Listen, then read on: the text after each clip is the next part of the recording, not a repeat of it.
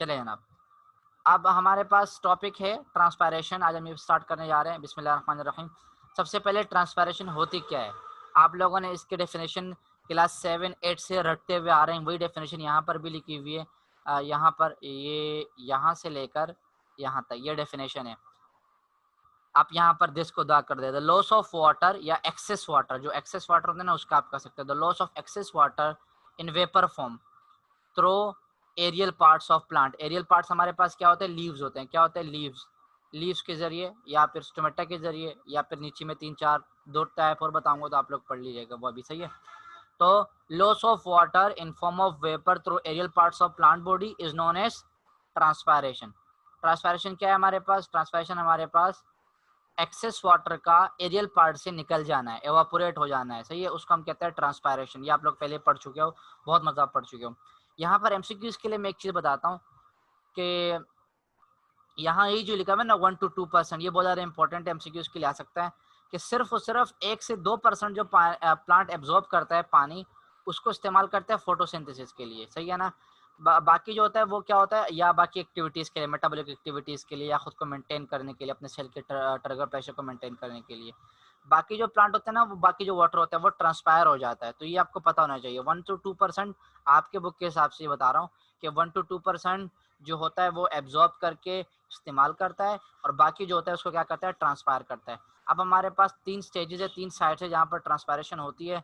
Number 1 हमारे पास stomatal है, जाहिर सी बात है स्टोमेटा के जरिए होती है। नंबर 2 क्यूटिकुलर है, क्यूटिकल के जरिए होती है। नंबर 2 लेंटिकुलर है, लेंटिकल्स के जरिए होती है। स्टोमेटल बहुत आसान है, बहुत ही मरतबा आप पढ़ चुके हो, बहुत ज़्यादा मरतबा पढ़ चुके हो। स्टोमेटा क्या होता है? माइक्रोस्कोपिक स्पोर्स होते हैं, अभी मैं इसका स्ट्रक्चर वगैरह सारा बताऊंगा, जो कि प्रेजेंट होते हैं लीफ पर, सही है ना। उसके जरिए पानी का वेपोरेट हो जाना, water in vapour form escape into outer atmosphere, बाहर निकल जाना, इसको हम कहते हैं स्टोमेटल ट्रांसपायरेशन। बहुत आसान है, कोई मुश्किल नहीं है, सही है। Through stomata non stomatal transpiration, ये पूरे यहाँ लिखा हुआ है, सही है। अच्छा जनाब, दूसरा हमारे पास है क्यूटिकुलर। आप लोग को पता होगा, मैं आप लोग को बता चुका था। हमारे पास क्यूटन है, एक वैक्सी सब्सटेंस है। क्या है? वैक्सी सब्सटेंस, वैक्स से बना हुआ सब्सटेंस है, जो कि मौजूद होता है epidermis of leaves and stem, उसके आउटसाइड मौजूद होता है। किसके लिए? उनके प्रोटेक्शन के लिए मौजूद होता है। उससे वाटर का लॉस होना, loss of water in vapour form from epidermal cell. ये जो एपिडर्मल सेल्स हैं जो कि ऊपर लगे हुए हैं, जिसके ऊपर क्यूटिकल लगा हुआ है, थ्रो क्यूटिकल, इसको हम कहते हैं क्यूटिकुलर ट्रांसपायरेशन। मैंने क्या बोला? अगर ये मेरे पास समझ लो स्टेम है, तो स्टेम के ऊपर यहाँ पर क्यूटिकल की लेयर आ जाती है, यहाँ पर और यहाँ पर, सही है। एपिडर्मस के ऊपर लगती है ये क्यूटिकल की लेयर। तो इस एपिडर्मस से इस क्यूटिकल को क्रॉस करते हुए पानी का बाहर निकालने को हम क्या कहेंगे? Cuticular transpiration. लेंटिकुलर ट्रांसपायरेशन हमारे पास किसके बाद होती है? जब सेकेंडरी ग्रोथ होती है। मैंने आप लोगों को पढ़ाया था कि प्राइमरी ग्रोथ क्या होती है? प्लांट का हाइट बढ़ना, प्लांट की हाइट को बढ़ने को हम क्या कहते हैं? Primary growth.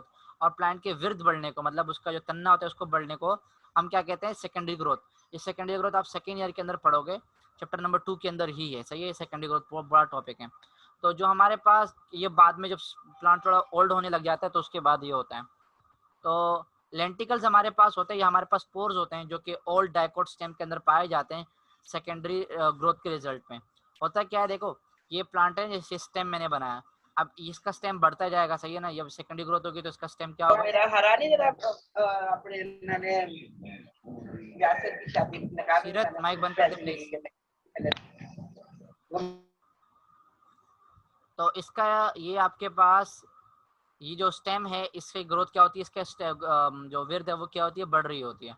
अब यहाँ पर आपके पास लेंटिकल्स की डिपोजिशन होती है, मतलब कोर की डिपोजिशन होती है। सेकेंडरी ग्रोथ जब होगा तो आप लोग पता चलेगा कोर कैम्बियम और वेस्कुलर कैम्बियम होता है, कोर कैम्बियम खासतौर पर। अब यहाँ पर ये जो टिश्यूज होते हैं ना, यहाँ पर ये पड़ जाते हैं, यहाँ पर छोटे से, यहाँ पर एक सुराख बनने लग जाते हैं। उस सुराख के जरिए वाटर का बाहर निकलने को हम क्या कहते हैं? Lenticular transpiration. अगर आप लोग को मैं ये दिखाना चाहूँ, मैंने आप लोग को बताया भी था कि जब मैं पढ़ाऊंगा तो आप लोग को याद रखना है।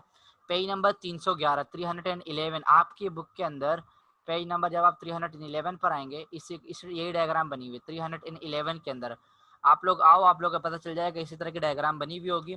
जो कोर्क सेल्स होंगे ना, यहाँ 311 पे बिल्कुल ऊपर वाले साइड पर ही बनी होगी ये डायग्राम।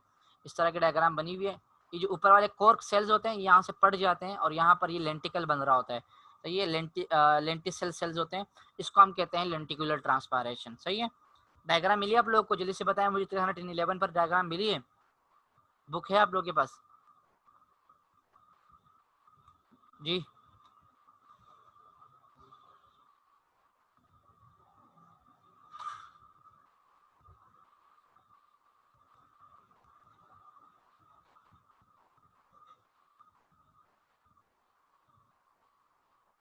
क्या समझ नहीं आया जमील? पूछो जल्दी से, दोबारा पूछो जल्दी से।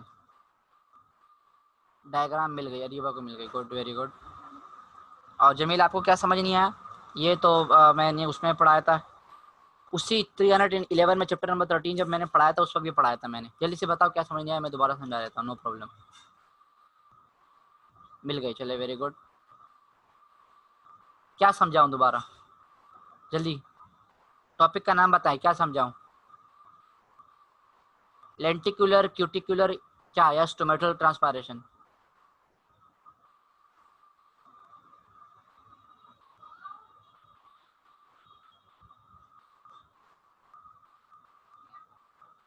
क्यूटिकुलर समझा दूं, अच्छा। हमारे पास ये जो होता क्या है, स्टेम या लीफ है ना, हमारे पास स्टेम होता है या लीफ में, यहाँ पर स्टेम की एग्जांपल लेते हैं, मेरे पास स्टेम है। इस स्टेम को प्रोटेक्ट करने के लिए इसके ऊपर लेयर चढ़ी होती है, उसको हम कहते हैं वैक्सी सब्सटेंस की लेयर होती है। किसकी होती है? वैक्सी सब्सटेंस। ये वैक्सी सब्सटेंस की लेयर होती है क्यूटिन, सही है। इसके ऊपर यहाँ पर डिपोजिशन हो जाती है। क्या हो जाती है? डिपोजिशन, इसको प्रोटेक्ट करने के लिए। देखो लिखा हुआ है फाउंड आउटसाइड द एपिडर्मस। ये एपिडर्मस होता है ना, इसके ऊपर ये लेयर चढ़ जाती है यहाँ पर, सही है।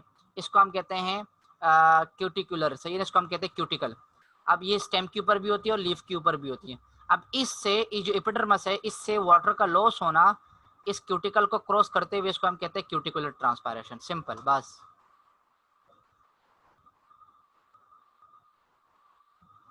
स्टोमेटल ट्रांसपायरेशन, सही है, बिल्कुल। स्टोमेटल ट्रांसपायरेशन हमारे पास क्या होता है? बहुत आसान है।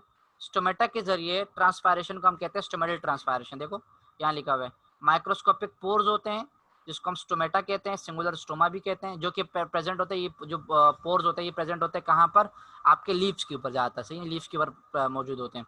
तो इससे वाटर का वेपर फॉर्म में निकलना थ्रू स्टोमेटा, इन स्टोमेटा से, इसको हम कहते हैं स्टोमेटल ट्रांसपायरेशन। आम जो ट्रांसपायरेशन होती है ना, वो पूरी की पूरी स्टोमेटल ट्रांसपायरेशन ही होती है। यहाँ पर लिखा हुआ भी है जो ग्रेटर लॉस ऑफ वाटर है, सबसे ज्यादा जो वाटर का लॉस होता है वो स्टोमेटा के जरिए ही होते हैं, सही है। इसलिए जब भी हम बात करते हैं ट्रांसपायरेशन की, तो हम बात करते हैं किसकी? Stomatal transpiration. हम कहते हैं पानी का स्टोमेटा के जरिए निकल जाने को हम कहते हैं स्टोमेटल ट्रांसपायरेशन। लेकिन और भी तरीके होते हैं, लेकिन हम इसी को क्यों ज्यादा फोकस कर रहे होते हैं? क्योंकि ज्यादा जो ट्रांसपायरेशन होती है वो स्टोमेटा के जरिए होती है। तो ये तीन टाइप्स थी, स्टोमेटल, क्यूटिकुलर और लेंटिकुलर।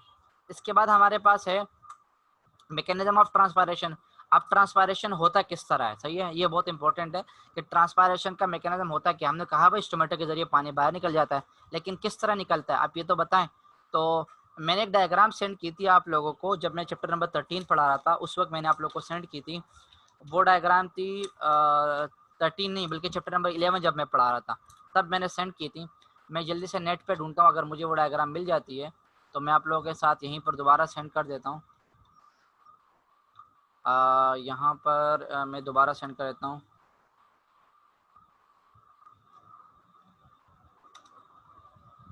हाँ वेरी गुड, चलो शुक्र है मिल गई ये डायग्राम, पहले पहले ही उसमें मिल गई, अल्हम्दुलिल्लाह। यहाँ से मैं डायग्राम को लगा लेता हूँ ताकि आप लोगों के लिए आसानी हो जाए।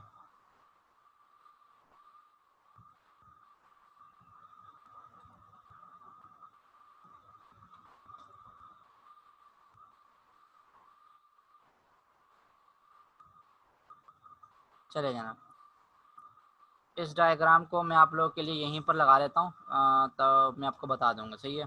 ये डायग्राम जब आप लोग देखेंगे तो आपको पता चल जाएगा कि हाँ आप ये चीज़ आप लोग पढ़ चुके हो पहले। इसी से मैं आप लोगों को, मैंने खैर वो तो डायग्राम बना दिए स्ट्रक्चर की, लेकिन ये स्ट्रक्चर नहीं है, ये इसका ये, चले जाना। इसी से मैं आप लोगों को पूरे के पूरे जो मैकेनिज्म है वो समझा दूंगा, सही है। ये डायग्राम आप लोगों को याद आ रही होगी, एक मिनट मैं यहाँ से खोल लूँ। ये वाली डायग्राम ये मैंने अभी लगाई है, सही है। ये डायग्राम है, मैं एक काम करता हूँ इसके थोड़ा सा छोटा कर लेता हूँ ताकि आप लोगों को थोड़ा क्लियर नजर आए।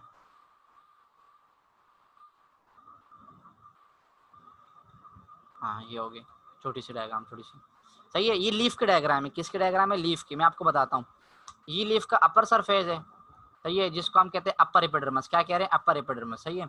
ये लीफ का लोअर सरफेस है, जिसको हम कहते हैं लोअर एपिडर्मिस।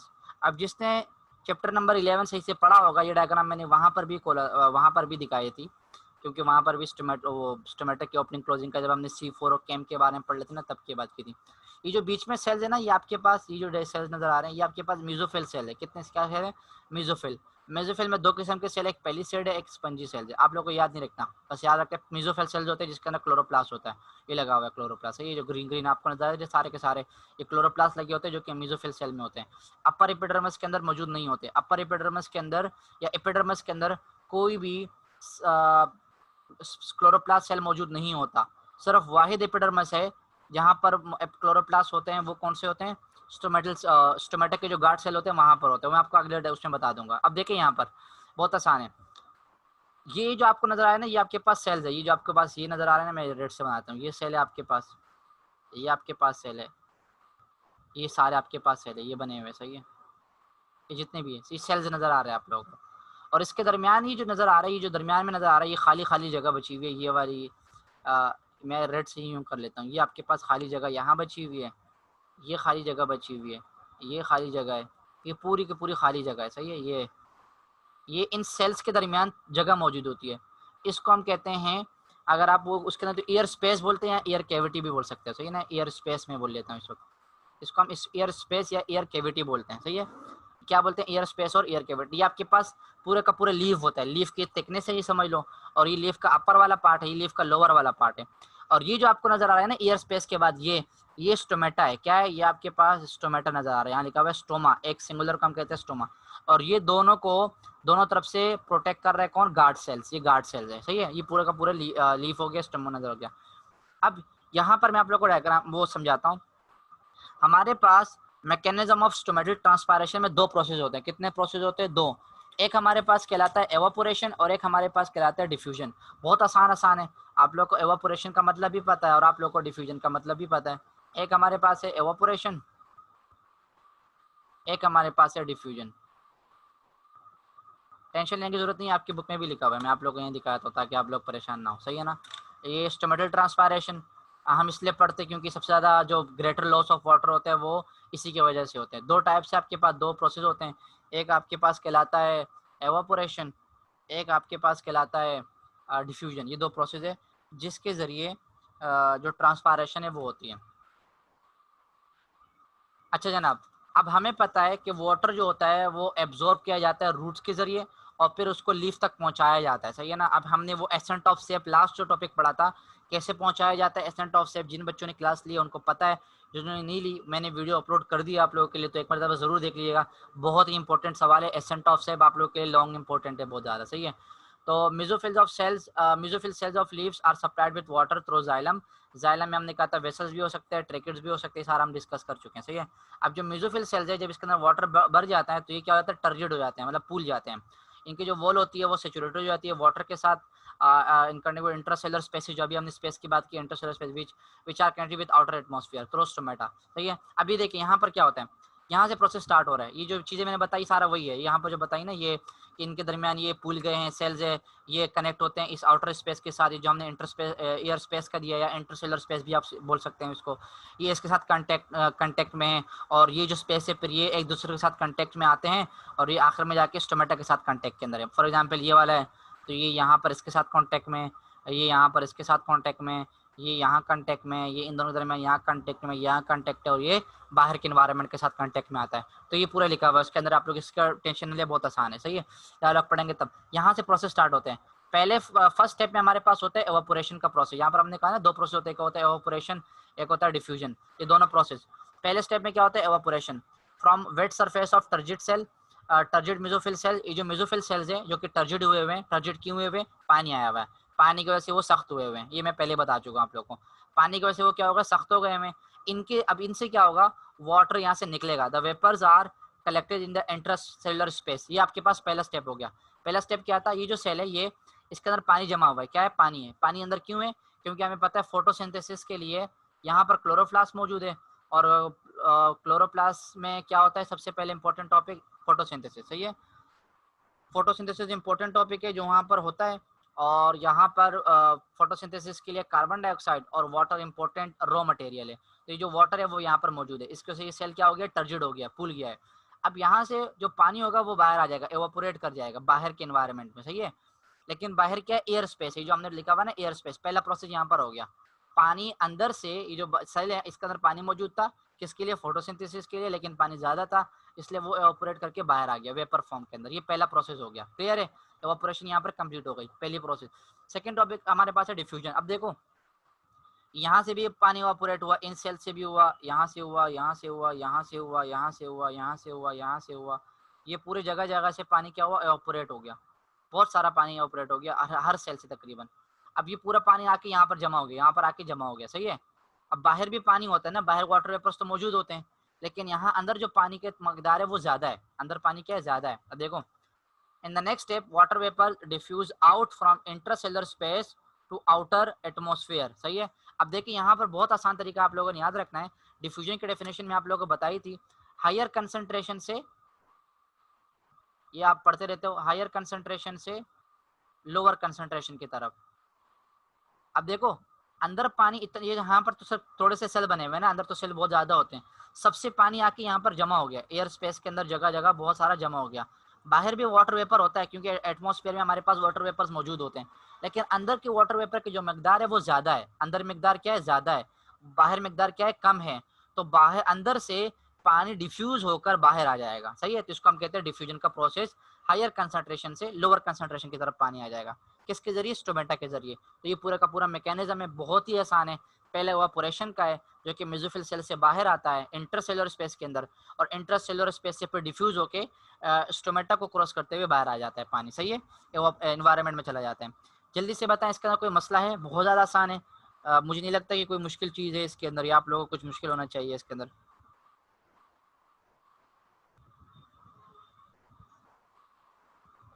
जल्दी, एनी क्वेश्चन?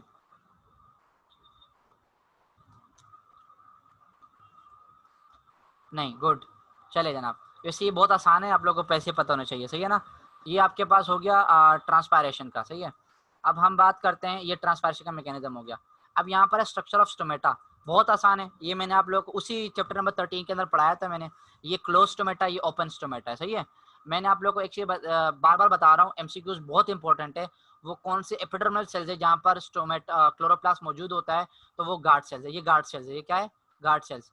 तो जो स्टोमेटा बना होता है वो किससे बना होता है, दो मॉडिफाइड एपिडर्मल सेल से, या असल में एपिडर्मल सेल्स ही होते हैं। तो अगर एमसीक्यूज आ जाए कि गार्ड सेल किसकी एग्जांपल है, तो आप कहोगे किसकी, जो गार्ड सेल बना हुआ है, यहाँ पर गार्ड सेल लिखा हुआ है, दो गार्ड सेल से बना हुआ है। एक गार्ड सेल ये रहा आपको नजर आ रहा है, पूरा का पूरा ये हो गया एक, और ये आपके पास दो। ये असल में क्या होता है, एपिडर्मल सेल्स ही होते हैं, सही है। तो ये दो गार्ड सेल से बना हुआ है, और ये दो गार्ड सेल के अंदर इंपॉर्टेंट चीज ये है कि इसमें क्लोरोप्लास्ट होता है, और ये किडनी शेप के होते हैं। किस शेप के होते हैं, किडनी शेप के होते हैं, सही है। अब ये जो स्टोमेटा है ये इसका क्लोज है, और ये स्टोमेटा क्या है, ओपन है। यहाँ पर आप लोग को नजर, ये होल जो नजर आ रहा है, ये स्टोमेटा ओपन है, सही है। तो डे टाइम में ये ओपन रहता है, नाइट टाइम में ये क्लोज रहता है। बाकी फैक्टर्स भी होते हैं, वो बाकी फैक्टर कौन कौन से होते हैं वो यहाँ पर मैं बढ़ाता हूँ आप लोगों को। ये आपके पास फैक्टर नंबर 1 है जिसको हम कहते हैं लाइट, फैक्टर नंबर 2 है कंसंट्रेशन ऑफ पोटेशियम आयन, हम बाद में पढ़ेंगे। पहले हम ये देखते हैं कि स्टोमेटा ओपन और क्लोज किस तरह होता है, सही है। अब देखिए मैं आप लोग को दो चीजें बताता हूँ जो कि आपने याद रखनी है, एक है ऑस्मोटिक पोटेंशियल, एक है वाटर पोटेंशियल, सही है ना। ये दो चीजें आपने याद रखनी है, एक है ऑस्मोटिक पोटेंशियल, एक है वाटर पोटेंशियल। यहाँ पर फिलहाल मैं बात करता हूँ ऑस्मोटिक पोटेंशियल की, क्योंकि वो जो वाटर पोटेंशियल है वो यहाँ पर पोटेशियम में जब हम बात करेंगे, यहाँ पर लिखा हुआ है वाटर पोटेंशियल, यहाँ पर हम बात करें ऑस्मोटिक पोटेंशियल की, सही है। सिर्फ और सिर्फ आपने याद रखना है कि कहीं पर भी किसी सेल के अंदर भी जब वाटर ऑस्मोटिक पोटेंशियल क्या होता है,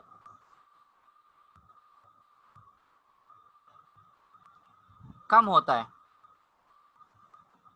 सॉरी, जब ऑस्मोटिक पोटेंशियल बढ़ जाता है, क्या हो जाता है, जब वाटर पोटेंशियल कहीं पर भी बढ़ जाता है तो वहां पर पानी अंदर आएगा। मैं बता रहा हूं दोबारा, मैं क्या बता रहा हूं, ऑस्मोटिक पोटेंशियल किसी भी जगह का, किसी भी एनवायरनमेंट का, किसी भी कंटेनर का, जब ऑस्मोटिक पोटेंशियल बढ़ जाएगा तो वहां पर पानी क्या होगा, अंदर आएगा, water will come inside, water अंदर आएगा, वाटर विल कम इनसाइड, या वाटर एंडोस्मोसिस होगी, सही है, वाटर अंदर जाएगा।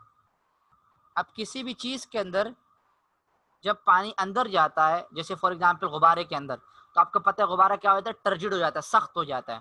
तो किसी भी चीज के अंदर जब पानी अंदर चला जाएगा तो वो क्या हो जाएगा, टर्जिड हो जाएगा। क्या हो जाएगा, टर्जिड।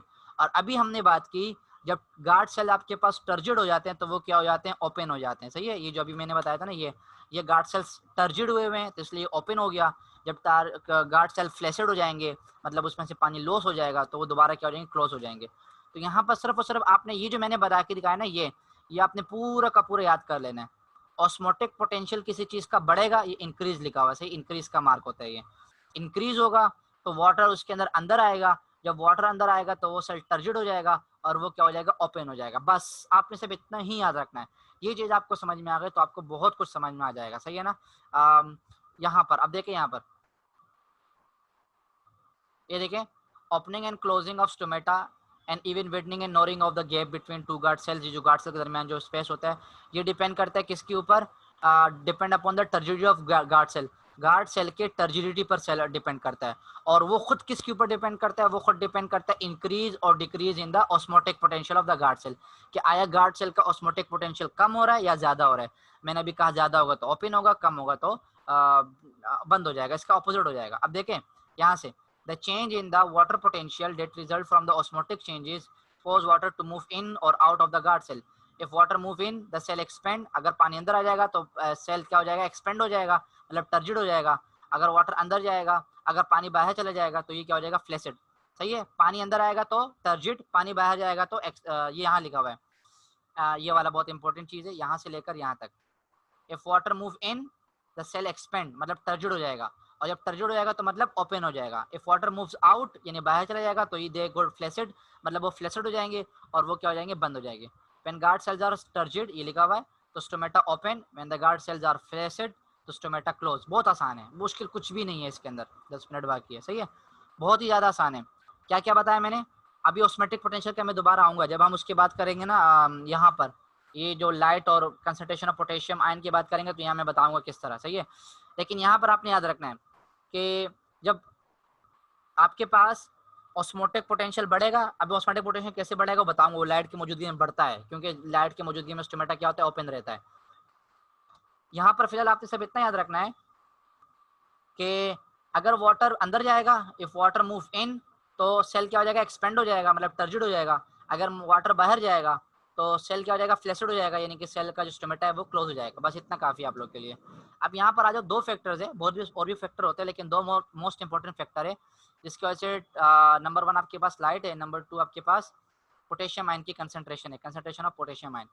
अब जो मैंने वहां पर बात की ना, ये वाली बात, इसको याद रखना है आपने, ये जो बात है ना ये वाली, ये बहुत इंपॉर्टेंट है, सही है ना, याद रखनी है आपने। यहाँ पर देखें, स्टोमेटा आपको पता है दिन के टाइम क्या रहता है, ओपन रहता है, तो stomata of leaf open when expose to light, और तब तक ओपन रहता है जब तक लाइट, इसी लाइट की मौजूदगी हो। और जब अंधेरा हो जाता है, रात हो जाती है, तो स्टोमेटा क्या होता है, क्लोज हो जाता है। बहुत आसान है। अच्छा, अब होता क्या है, जब लाइट, प्रेजेंस ऑफ लाइट होती है ना, जो क्लोरोफिल होता है वो आपको पता है क्या करता है, शुगर बनाता है, कंटेनिंग गार्ड सेल्स सिंथेसाइज और शुगर, सही है ना।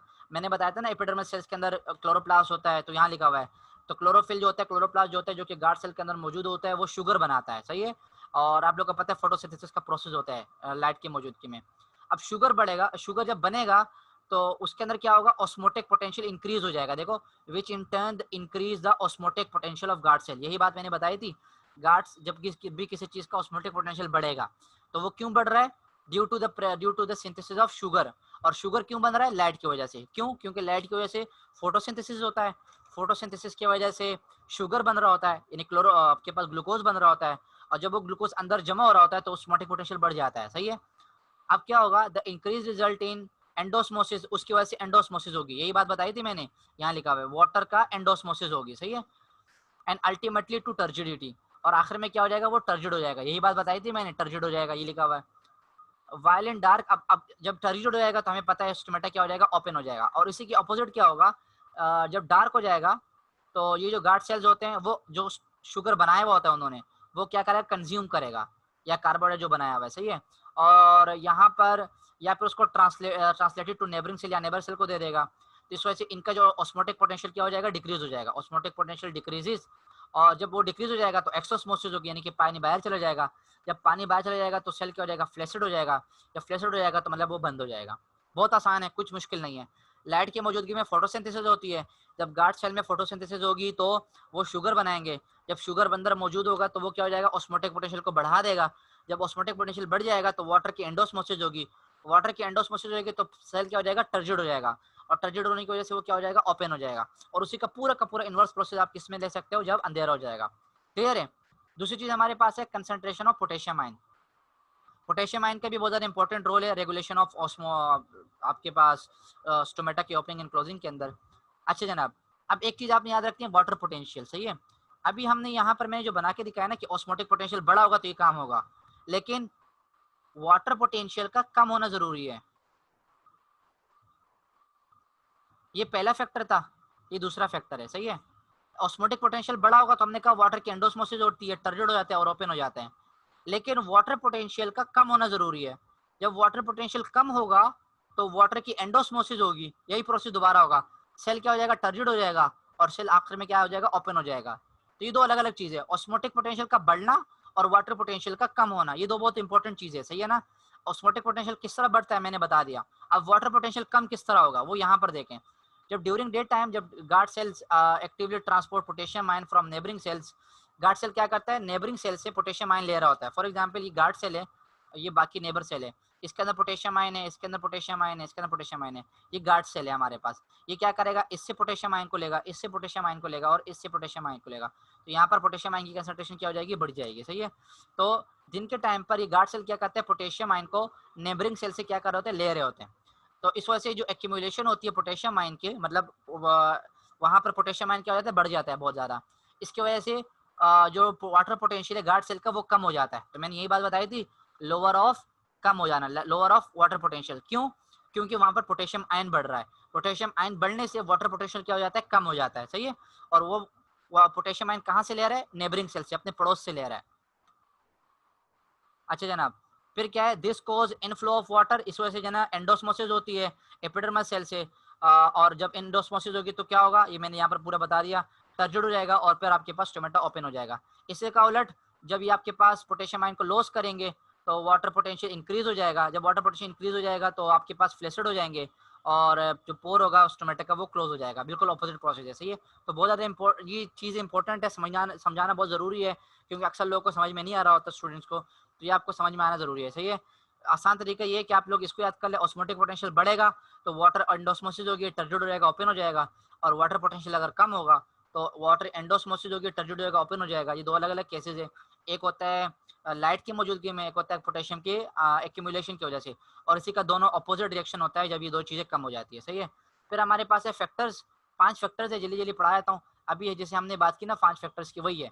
जैसे लाइट की मौजूदगी में ट्रांसपायरेशन क्या होगा, इंक्रीज होगा। क्यों, क्योंकि स्टोमेटा ओपन रहेंगे, और जितना स्टोमेटा ओपन रहेंगे इतना ज़्यादा ट्रांसपायरेशन का लाइट ट्रांसपायरेशन क्या हो जाएगी, इंक्रीज हो जाएगी। टेम्परेचर हमारे पास दूसरा फैक्टर है। टेम्परेचर बढ़ेगा तो हमारे पास काइनेटिक एनर्जी बढ़ेगी वाटर मोलिक्यूल की, जिसकी वजह से एवापोरेशन बहुत जल्दी हो जाएगी, सही है। जिसकी वजह से मतलब ट्रांसपायरेशन क्या हो जाएगी, बढ़ जाएगी। बहुत आसान है ट्रांसपायरेशन का, सही है। फिर विंड है हमारे पास, विंड बढ़ेगी तो हमारे पास ट्रांसपायरेशन क्या होगी, इंक्रीज होगी। उसकी वजह ये है कि ये जो मैंने पास अभी सेल बनाए थे ना, फॉर एग्जाम्पल ये मेरे पास टोमेटो सेल्स है। अब यहाँ पर वाटर वेपर मौजूद है बहुत सारे। अब यहाँ पर हवा है, क्या, ये हवा, हवा क्या करेगी, यहाँ से इन सेल्स को यहाँ से धकेल कर इधर धकेलेगी, तो ये जगह क्या हो जाएगी, खाली हो जाएगी। तो डिफ्यूजन का प्रोसेस यहाँ से क्या हो जाएगा, इंक्रीज हो जाएगा। तो विंड भी डायरेक्टली सपोर्ट कर रही होती है किसको, ट्रांसपायरेशन को। विंड का इंक्रीज होना है, ट्रांसपायरेशन का इंक्रीज होना है। ह्यूमिडिटी हमारे पास एक और फैक्टर है जो कि आपके पास इसको क्या कहते हैं, ट्रांसपायरेशन को इफेक्ट कर रही होती है। The rate of diffusion of any substance decrease as the difference of इंकैसेशन ऑफ टू रीजन।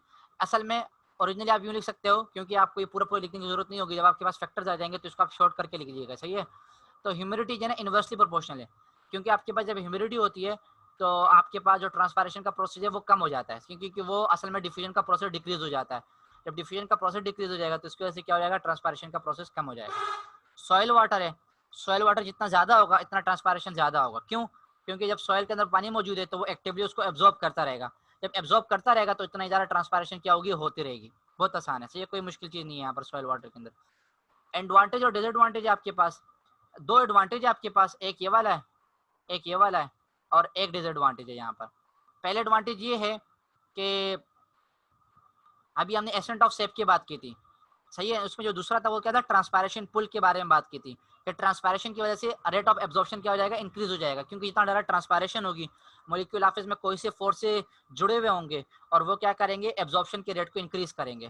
तो rate of transpiration directly proportional है किसके, रेट ऑफ एब्जॉर्प्शन की। इसका मतलब है जितने ज़्यादा ट्रांसपायरेशन इतनी ज़्यादा एब्जॉर्प्शन, तो पहला। दूसरा आपके पास क्या इंपॉर्टेंट रोल है, एसेंट ऑफ सेप के अंदर, सही है।